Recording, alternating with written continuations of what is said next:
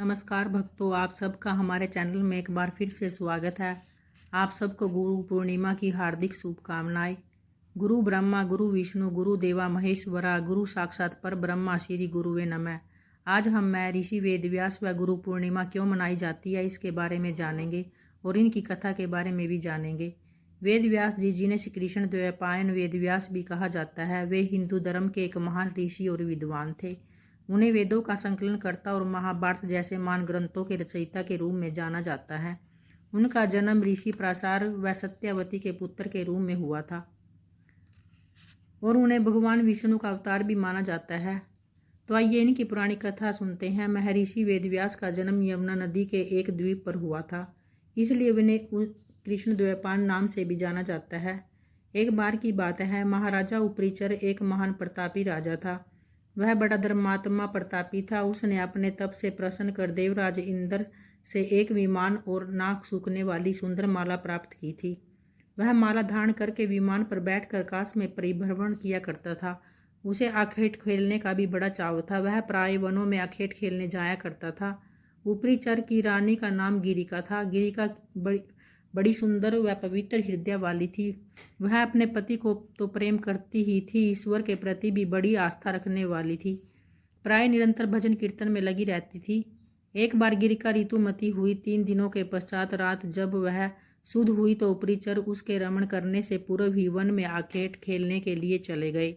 वह राजा आखेट के लिए चला तो गया, लेकिन उसका ध्यान अपनी रानी के प्रेम में ही डूबा रहा।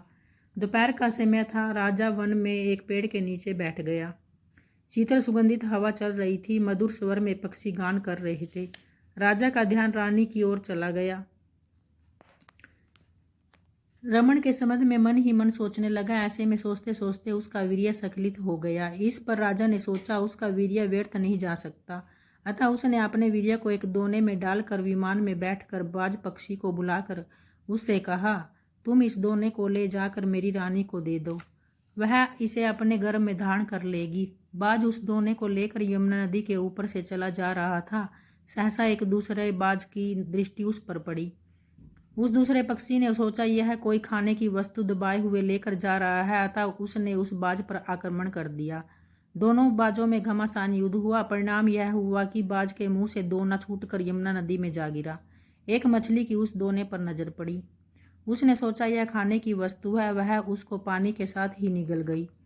फलता मछली गर्भवती हो गई। दासराज नामक मछुआरे को जब वह मछली मिली तो वह उसका पेट काटने लगा और बीचों बीच काटा तो उसके पेट से बालक और बालिका निकली। दासराज ने दोनों को राजा उपरीचर को भेंट कर दिया। राजा ने बालक को तो अपने पास रख लिया, पर बालिका को दासराज को लौटा दिया। दासराज उस बालिका को अपने घर ले जाकर उसका पालन पोषण करने लगे। दासराज ने बालिका का नाम सत्यवती रखा। वह मछली के पेट से उत्पन्न हुई थी, इसलिए उसके शरीर से मछली की गंध आया करती थी। अतः लोग उसे मत्स्यगंधा भी कहा करते थे। मत्स्यगंधा धीरे धीरे बड़ी होने लगी। वह बड़ी रूपवती थी। वह रात्रियों को अपनी नाव पर बिठाकर इस पार से उस पार ले जाया करती थी। एक दिन दोपहर के समय महर्षि पराशर वहां जा पहुंचे। वे मत्स्यगंधा को देखकर उस पर मोहित हो गए। उसने उससे कहा कि वह उससे विवाह कर ले।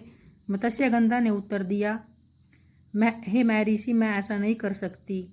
मत्स्यगंधा ने महर्षि से शर्त रखी, वह रमण करने की बात मानेगी यदि उसके शरीर से गंध सुगंध में परिवर्तित हो जाए। और फिर मत्स्यगंधा के शरीर से मन को मोहने वाली सुगंध निकलने लगी। अतः वह योजनगंधा भी कही जाने लगी। पराशर जी ने मत्स्यगंधा के साथ रमण किया, जिससे उससे गर्भ धारण कर एक पुत्र को जन्म दिया, जो जन्म लेते ही बड़ा हो गया और तप करने के लिए वन में चला गया। वही बालक जगत में वेदव्यास जी के नाम से प्रसिद्ध हुआ। वेदव्यास जी का नाम कृष्ण द्वैपायन भी था। वे श्याम वर्ण के थे, इसलिए उनका कृष्ण नाम पड़ा। वे 2 द्वीपों के बीच पैदा हुए द्वैपायन कहे जाने लगे। तो ये थी भक्तों महर्षि वेदव्यास की कथा। अगर वीडियो पसंद आई हो तो लाइक व सब्सक्राइब जरूर करें। जय श्री कृष्णा।